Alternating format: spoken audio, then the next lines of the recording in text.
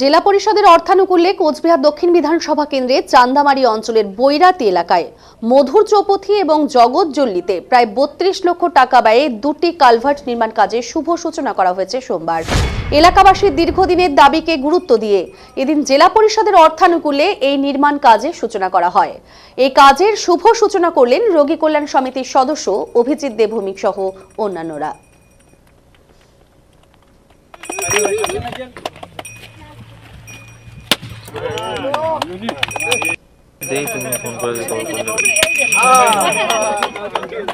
পরিষদের উদ্যোগে দুটো কালভার্টের কাজের শুভ সূচনা হলো, একটা জগৎজল্লিতে আর একটি মধুর চৌপথি। এটা বৈরাতি এলাকায়, এবং এই এলাকার মানুষের বর্ষার সময় প্রচুর দুর্ভোগ হয় এবং জল নিকাশি ব্যবস্থাটাকে আরও বেশি সুষ্ঠু করার জন্য এই কালভার্টগুলো তৈরি করা খুব জরুরি ছিল।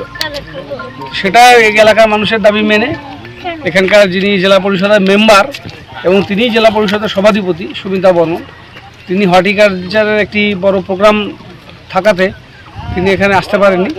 আমরা এই কাজের শুভ সূচনা করে গেলাম।